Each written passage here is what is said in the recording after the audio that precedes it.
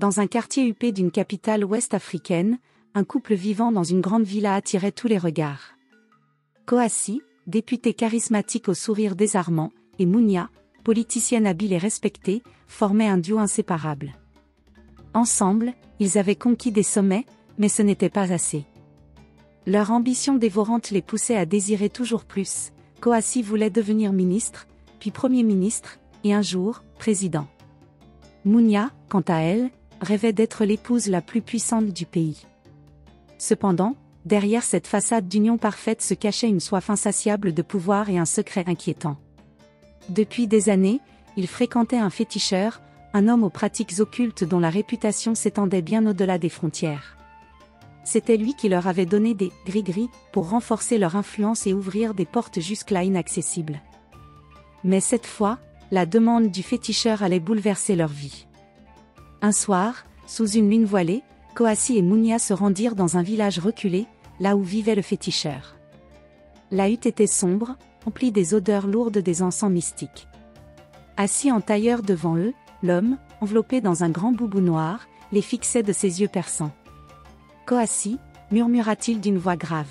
« Ton chemin vers le ministère est tracé, mais le sacrifice à faire est grand. » Kouassi échangea un regard inquiet avec Mounia. Le féticheur continua. « Pour atteindre le poste de ministre, il te faut offrir un sacrifice de sang, mais pas n'importe lequel. Un enfant. Ton propre enfant. » Le silence s'abattit dans la pièce. Mounia, toujours calculatrice, fut la première à reprendre ses esprits. « Nous n'avons pas d'enfant, maître. Il doit y avoir une autre voie. Une offrande différente. » Le féticheur secoua lentement la tête. « Le sacrifice doit venir de votre chair et de votre sang. Sans cela, le pouvoir vous échappera. Vous avez 2 ans. » De retour chez eux, Kouassi et Mounia furent plongés dans une discussion fiévreuse. L'idée de sacrifier un enfant semblait d'abord impossible, mais l'ambition les rongeait. 2 jours plus tard, Mounia, froide et calculatrice, proposa une solution qui scella leur pacte. « Écoute-moi bien Kouassi. Si le sacrifice est inévitable, alors tu dois avoir un enfant. Épouse une autre femme, fais-lui un enfant, et nous l'offrirons pour accomplir notre destin. » Kouassi hésita un instant, mais la détermination dans les yeux de Mounia finit par le convaincre. Ce fut ainsi qu'ils prirent une décision qui allait bouleverser des vies. Ils établissent un plan pour organiser un mariage qui devait apparaître comme un acte de grandeur, mais qui cachait un projet bien plus sombre. Dans les jours qui suivirent, Kouassi pensa à une jeune fille du quartier, Kumba, une beauté rayonnante et innocente. Sa simplicité et sa gentillesse faisaient d'elle une figure adorée du voisinage. Pour Kouassi, elle était le choix parfait. Une fille qu'il a déjà remarquée depuis longtemps. Le soir même, Kouassi rentra chez lui et partagea son idée avec Mounia. Kumba sera parfaite. Elle est belle, jeune, et surtout, naïve. Nous pouvons facilement la séduire et la convaincre. Mounia, manipulatrice née, approuva. Alors faisons-le en grand. Une cérémonie somptueuse qui détournera les soupçons et installera notre réputation encore plus haut. Mais alors que le couple planifiait avec soin cette nouvelle étape de leur pacte, une ombre semblait planer sur eux. Si leur ambition les guidait, ils ignoraient encore que chaque choix qu'ils feraient les rapprocherait d'une chute inexorable. Le crépuscule tombait sur la capitale, peignant le ciel d'une lueur rougeâtre. Dans leur luxueuse villa, Kouassi et Mounia, isolés dans leur bureau privé, échangeaient des regards lourds de tension. Le dilemme qui pesait sur leurs épaules menaçait de tout faire basculer. Le sacrifice d'un enfant était la clé pour accéder au ministère, mais comment parvenir à cet acte sans susciter de soupçons? « Nous avons 2 ans Mounia, murmura Kouassi en fixant la lueur vacillante d'une bougie sur son bureau. 2 ans pour donner naissance à cet enfant, et pour le perdre. » Mounia, assise face à lui dans une posture rigide, prend une longue inspiration. « Ce n'est pas un choix facile Kouassi, mais nous savions dans quoi nous nous engageons. Le pouvoir exige des sacrifices. » Son regard froid traversa Kouassi. Elle n'était pas seulement sa femme, mais aussi son alliée la plus redoutable. Elle ne reculait devant rien, mais même pour elle, le plan nécessitait une réflexion sans faille. « Et si cet enfant venait de toi, mais pas de moi ?» suggéra-t-elle avec une froideur mesurée. Kouassi leva les yeux vers elle, surprise. Tu veux dire? Épouse une autre femme Koassi, répliqua-t-elle avec assurance. Nous ne pouvons pas sacrifier un enfant que je n'ai pas porté. Cela attirerait l'attention. Mais si tu prends une nouvelle épouse et qu'elle te donne un fils, il deviendra notre offrande. Koassi détourna le regard, pesant les implications de cette décision. Munia poursuivait, sa voix devenant plus douce, presque persuasive. Ce n'est pas une trahison Koassi. C'est une étape nécessaire pour notre destin. Je serai là à chaque instant pour guider cette femme et surveiller l'enfant. Nous contrôlerons tout. Après des jours d'hésitation, Koassi accepte finalement le plan. Kumba est la candidate idéale, dit-il. Orpheline de père, elle vivait avec sa mère et ses jeunes frères, menant une vie modeste mais digne. Sa simplicité et son innocence faisaient d'elle la cible parfaite. Kumba est parfaite, dit Munia en examinant des photos qu'un domestique avait prises discrètement. Elle est jeune, fertile, et surtout, elle n'a aucune expérience du monde de la politique. Nous pourrons la manipuler facilement. Koassi hocha la tête, un mélange de soulagement et d'appréhension. Alors nous devons agir vite. Je vais lui proposer le mariage dans les prochains jours. Koassi organise une rencontre soigneusement orchestrée. Un dimanche matin, alors que Kumba revenait de l'église avec sa mère, Koassi se présenta à leur maison dans sa luxueuse voiture noire. Il sortit avec une élégance réalisée, vêtu d'un costume impeccablement taillé. « Bonjour Kumba », dit-il avec un sourire charmant. « J'ai entendu beaucoup de bien de toi et de ta famille. Je voulais te rencontrer en personne. » Kumba, surprise, baissa les yeux, un peu intimidé par la présence imposante du député. « Bonjour monsieur Koassi », répondit-elle timidement. « Que puis-je faire pour vous ? » « Je suis ici pour te demander quelque chose d'important, » dit-il doucement, presque comme un confiant. « Je veux que tu deviennes ma femme. » Le choc fut visible sur le visage de Kumba et de sa mère. La jeune fille reste figée, incapable de répondre. « Je comprends que cela puisse paraître soudain, » reprend Koassi, « mais je suis sérieux. Je veux t'offrir une vie meilleure, une maison, tout ce dont tu pourrais rêver. Je veux une relation sérieuse. Je veux faire de toi ma deuxième épouse. » La mère de Kumba, éblouie par cette opportunité inattendue, ne tarda pas à encourager sa fille, pensant que c'était la meilleure chose qui pouvait lui arriver. Kumba, c'est une chance unique. Un homme de sa stature ne serait pas ici sans une vraie intention. Mais Kumba, bien que flattée, ressentait une hésitation qu'elle ne pouvait expliquer. Il y avait quelque chose dans les yeux de Koassi, une intensité qui le troublait. Pourtant, face à l'insistance de sa mère et au charisme de Koassi, elle finit par accepter de considérer sa proposition. De retour chez lui, Koassi informe Munia de son succès. Elle a accepté. Elle semble naïve, mais je sens qu'elle aura besoin d'être convaincue davantage. Munia sourit, satisfaite. Ne t'inquiète pas, je m'occuperai d'elle. Je serai une sœur pour elle. Mais je vais faire semblant d'être jalouse, de m'opposer à votre mariage comme le font toutes les femmes. Dit-elle en souriant. Mais derrière ce sourire se cachait une froide détermination. Kumba n'était pas seulement une épouse. Elle était un pion dans un jeu bien plus complexe, une pièce clé dans leur ascension au sommet. Le mariage se profile, mais Kumba ignore toutes les sombres intentions de Koassi et Munia. Alors que le couple prépare son plan, des indices commencent à se dévoiler. La grande maison de Koassi était animée ce jour-là. Les domestiques allaient et revenaient, préparant avec soin l'accueil de Kumba et son oncle.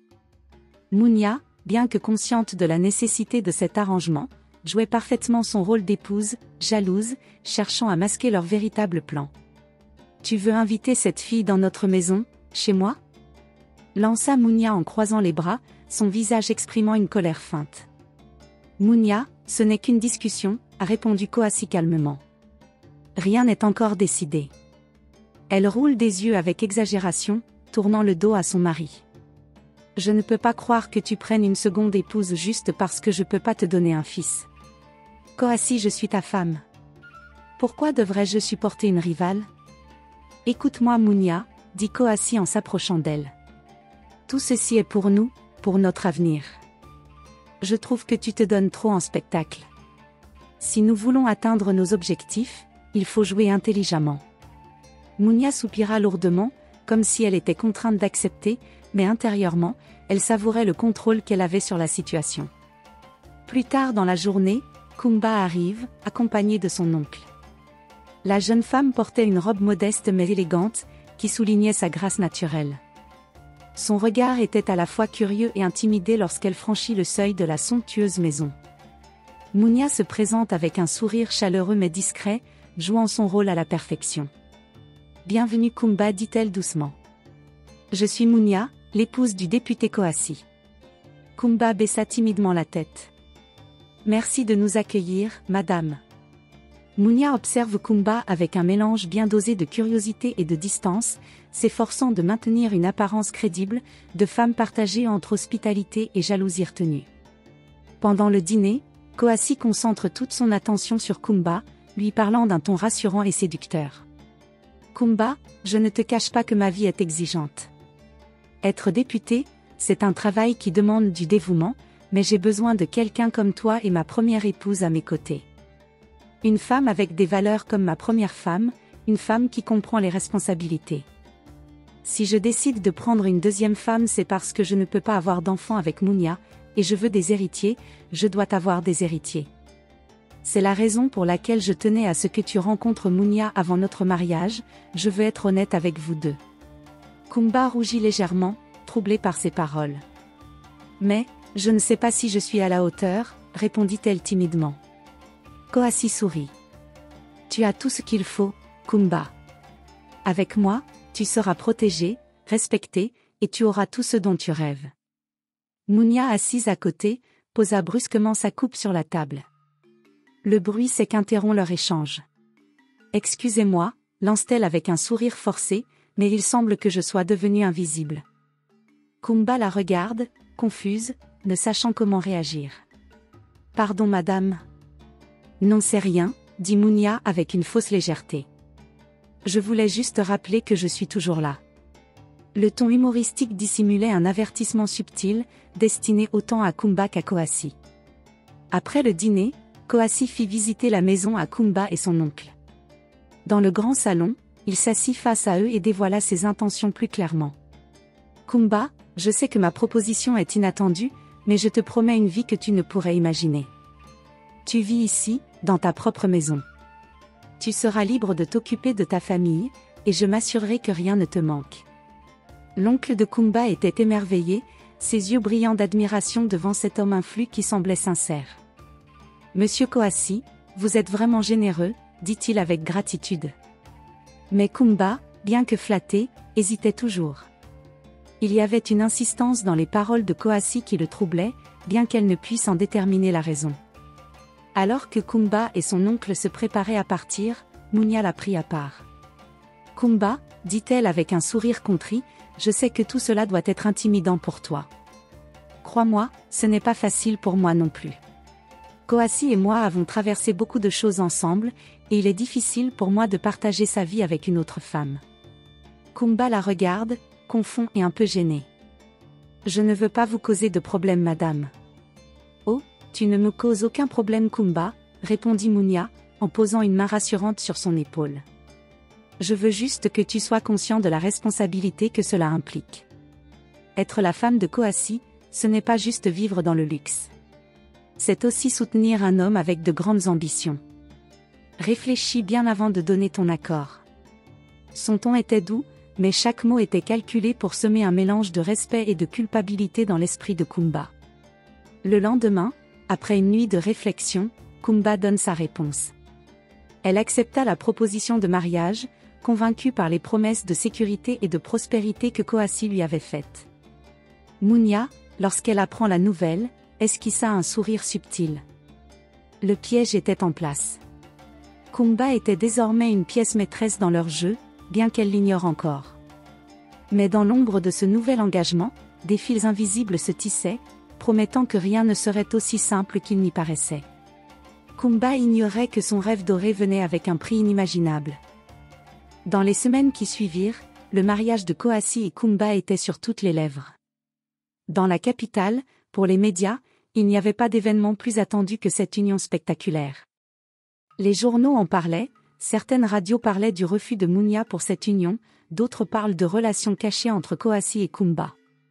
Le jour du mariage, les habitants se pressaient aux alentours de la résidence pour apercevoir le faste qui entourait cette cérémonie. La grande salle de réception, décorée avec un goût exquis, brillait sous les lustres en cristal. Les tables, drapées de soie blanche, portaient des arrangements floraux somptueux, tandis que les invités, vêtus de leurs plus beaux habits, murmuraient avec admiration. « C'est incroyable », chuchota une invitée à sa voisine. « Ce mariage ressemble à celui d'un roi. » Dans un coin, Koassi, habillé d'un boubou brodé en fil d'or, discutait avec des hommes influents. Son sourire éclatant ne laissait transparaître aucune des motivations qui l'avaient véritablement conduit à cette union. Pendant ce temps, Kumba, vêtu d'une robe traditionnelle magnifiquement ornée, semblait être l'incarnation de la grâce. Pourtant, derrière son sourire timide, son cœur battait la chamade. Tout cela était nouveau pour elle, presque irréel. Munya, dans une robe élégante mais discrète, jouait son rôle à la perfection.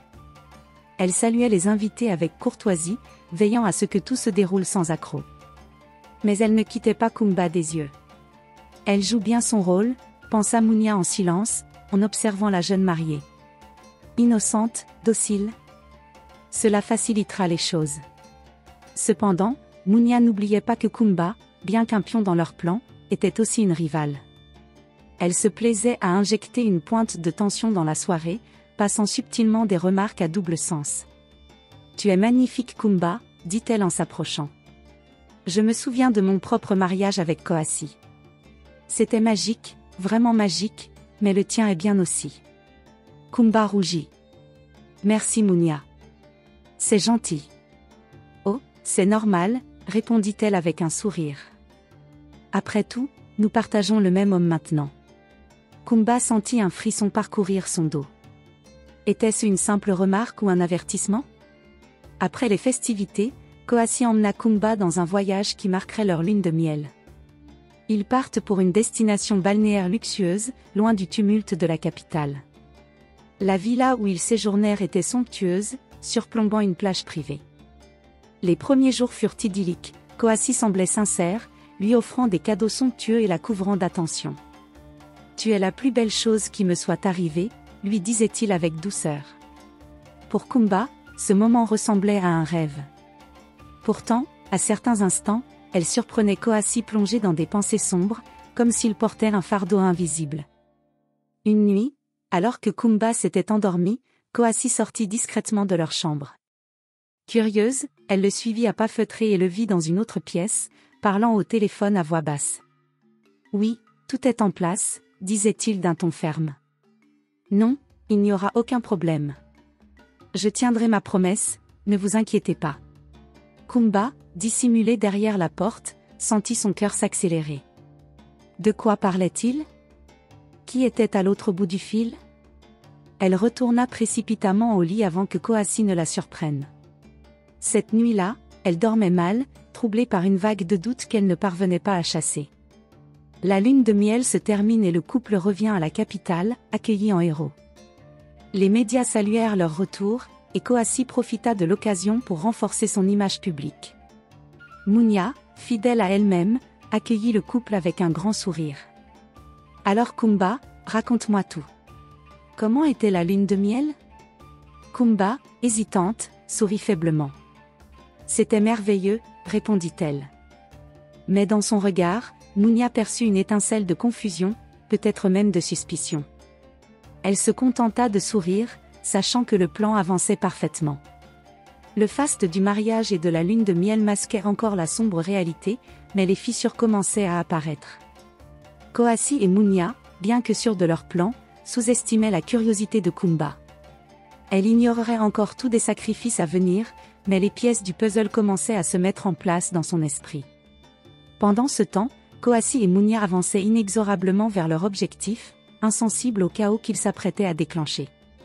Quelques mois après leur mariage, Kumba tomba enceinte. Comblée, elle voyait dans cette grossesse le début d'une vie de bonheur et de stabilité.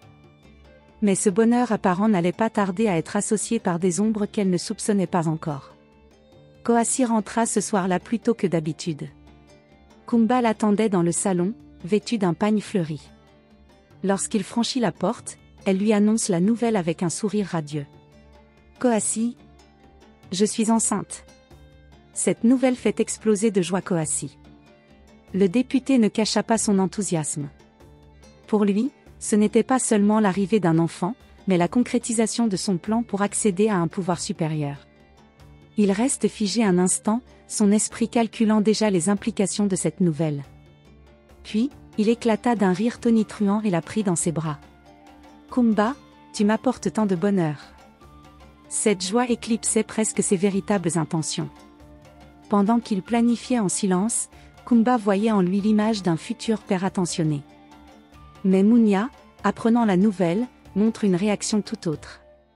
Toutes mes félicitations Kumba, déclare Munia en rentrant dans le salon. Tu portes déjà le fruit de ton union. Elle avait accompagné ces mots d'un sourire charmant, mais dans ses yeux brillait une lueur de mépris à peine voilée. Pour elle, cette grossesse n'était qu'une étape dans leur plan, et Kumba n'était qu'un moyen d'atteindre leurs ambitions. Pourtant, cette nouvelle modifiait subtilement la dynamique entre les deux femmes. Bien qu'elle feigne la bienveillance, Munia sentait monter en elle une jalousie profonde. Koassi, dit-elle un soir en privé, pourquoi ne pas acheter une maison pour Kumba? Ce serait mieux pour elle, pour sa grossesse, et pour notre tranquillité. Elle avait prononcé ces mots avec un ton affectueux, mais Koassi comprit le sous-entendu. Munia ne voulait pas que Kumba reste sous le même toit qu'elle. Peu de temps après, Koassi fit visiter à Kumba une grande maison située dans un quartier huppé. C'était une résidence spacieuse, entourée d'un jardin luxuriant et protégée par de hautes grilles. Cette maison est pour toi, Kumba, dit-il en souriant. Ici, tu seras tranquille et en sécurité pour ta grossesse. Kumba, touché par cette attention, ne se doutait pas que cette décision vienne autant de Munia que de Koassi. Elle emménagea dans cette maison, convaincue qu'il s'agissait d'un geste d'amour. Pour Koassi, cela servait deux objectifs, éloigner Kumba et leur futur enfant de Munia pour éviter des frictions visibles, et mieux contrôler chaque aspect de leur plan. Malgré l'illusion de bonheur, les tensions commencent à apparaître. Kumba, bien que reconnaissante, se sentait parfois seule dans cette grande maison. Koassi passait de moins en moins de temps avec elle, prétextant des réunions politiques et des voyages d'affaires. Munia, de son côté, continuait de rendre visite à Kumba, toujours sous prétexte de vérifier si tout allait bien. Mais ces visites devaient être de plus en plus oppressantes. Un jour, alors qu'elle était dans le salon de Kumba, elle lâcha une remarque cinglante. « Tu sais, Kumba, porter l'enfant d'un homme comme Koassi, ce n'est pas une simple responsabilité. Il faut être à la hauteur. » Kumba, troublé, ne sut comment répondre. Plus le temps passait, plus Kumba remarquait des choses étranges. Pourquoi Munia semblait-elle si obsédée par sa grossesse? Pourquoi Koassi, autrefois si attentionné, semblait-il parfois distant, presque calculateur? Une nuit, elle surprit une conversation téléphonique entre Koassi et une personne inconnue. « Oui, tout se passe comme prévu, » disait-il à voix basse. « La maison est parfaite. Elle ne soupçonne rien. » Cachée dans l'ombre, Kumba sentit son cœur s'emballer. Elle retourna précipitamment dans sa chambre, des questions plein la tête. Que voulait-il dire par « elle ne suspecte rien » ? La grossesse avançait, mais avec elle, une tension palpable s'installait. Encore naïf, elle n'avait aucune idée du sombre plan qui se tissait autour d'elle. Koassi et Munia, malgré leurs propres tensions, restaient unis dans leur ambition. Mais des fissures ont commencé à apparaître. Kumba, sans le savoir, devenait plus qu'un pion dans leur jeu.